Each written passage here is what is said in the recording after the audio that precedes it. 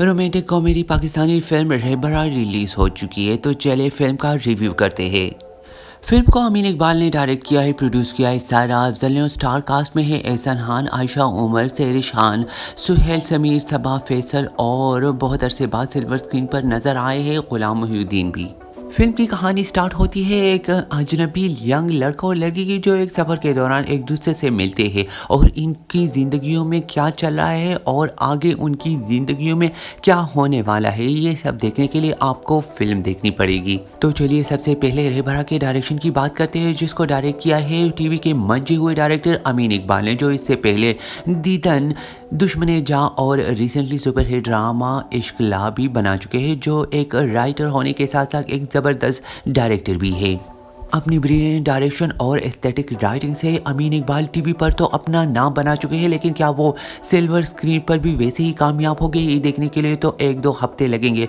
लेकिन मुझे लगता है कि अमीन इकबाल ने बहुत ही भरपूर कोशिश की है एक मंजे हुए फिल्म डायरेक्टर के हिसाब से फिल्म बनाने की। फिल्म की कहानी बिल्कुल भी नई नहीं है और ना ही ये प्योर ट्रायंगल लव स्टोरी है, लेकिन यहाँ पर डायरेक्टर अमीन इकबाल की तारीफ बनती है, क्योंकि एक पुरानी कहानी को जिस तरह से सिल्वर स्क्रीन पर बहुत ही फ्रेशनेस के साथ उसने पेश किया है, वो तारीफ के काबिल है। और हर किरदार को जिस तरह से डिफरेंट बनाने की कोशिश की गई है और उनको डिटेलिंग के साथ पेश किया गया है, उसके लिए भी वो उतनी ही तारीफ के मुस्तहिक है। डायरेक्टर अमीन इकबाल को ये क्रेडिट भी जाता है फिल्म के हर किरदार के लिए। जिस एक्टर को चूज़ किया गया है, मेरे ख्याल में वो परफेक्टली उस किरदार के लिए फिट बैठते हैं। मैं यहाँ पर जिक्र करना चाहूँगा सुहेल समीर, जो टीवी के एक मंजे हुए अदाकार है, लेकिन आज तक उनको वो रिकग्निशन नहीं मिली जो वो डिज़र्व करते हैं। लेकिन इस फिल्म में जिस किरदार में सुहेल समीर को कास्ट किया गया है, मेरे ख्याल में ये अमीन इकबाल का ही क्रेडिट है कि इस तरह के किरदार में सुहेल समीर को पेश करके सिल्वर स्क्रीन पर उनको एक बहुत ही ज़बरदस्त फिल्म के तौर पर पेश किया गया है।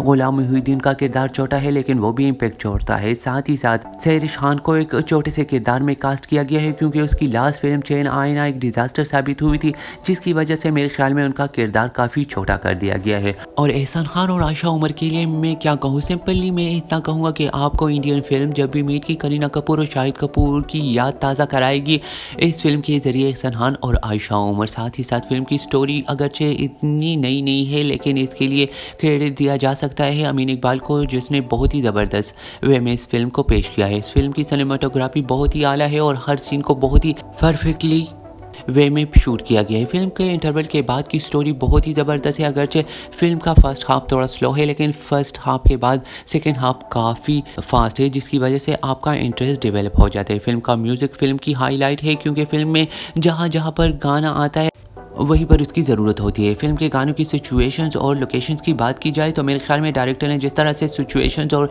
लोकेशन को ब्लेंडली वे में पोर्ट्रे किया गया है सिल्वर स्क्रीन पर, तो इसका क्रेडिट भी सिर्फ और सिर्फ अमीन इकबाल को ही जाता है। फिल्म के ड्रॉबैक्स की बात की जाए तो फिल्म में एडिटिंग का मसला है, क्योंकि फिल्म का फर्स्ट हाफ काफ़ी स्लो है और फिल्म की स्टोरी इंगेजिंग और फास्ट होती है सेकेंड हाफ में, जो मेरे ख्याल में डायरेक्टर का एक वीक पॉइंट है। फिल्म की बैकग्राउंड स्कोर की बात की जाए तो फिल्म की बैकग्राउंड स्कोर भी सिचुएशन के हिसाब से बहुत ही इंटरेक्ट करती है। तो अगर आपने अभी तक फिल्म रहबरा नहीं देखी तो आपको एक मरतबा ज़रूर देखनी चाहिए, क्योंकि रोमांटिक कॉमेडी फिल्में बहुत ही बनती है, लेकिन इस तरह की फिल्में शायद बहुत कम बनती है। और ये मेरे ख्याल में अमीन इकबाल की फ़र्स्ट अटैम्प्ट है, जिसकी वजह से उसने बहुत मेहनत की है और आपको उसकी मेहनत देखकर जज करना चाहिए कि उनकी फ़र्स्ट फिल्म कैसी है। वीडियो पसंद आई हो तो लाइक और शेयर ज़रूर करें। अगर आप मेरे चैनल पर नए हैं तो मेरा चैनल सब्सक्राइब करके बेल आइकन दबाकर ऑल पर ज़रूर क्लिक करें, ताकि मेरी हर नई आने वाली वीडियो सबसे पहले आप ही देख सकें। अगर आपने अभी तक ईद पर रिलीज़ होने वाली बिग बजट मूवी लंदन नहीं जाऊंगा के बारे में मेरी लेटेस्ट वीडियो नहीं देखी, तो स्क्रीन पर मौजूद वीडियो पर क्लिक करने से आप लंदन नहीं जाऊंगा कि टोटल बजट इस फिल्म के लिए एक्टर्स ने कितनी फ़ीस चार्ज की और बहुत सारे इंटरेस्टिंग फैक्ट्स को जानने के लिए इस वीडियो पर क्लिक करके अपनी राय का इज़हार ज़रूर कीजिए कि वो वीडियो आपको कैसी लगती है। नेक्स्ट वीडियो तक के लिए अपना बहुत सारा ख्याल रखिए। Take care.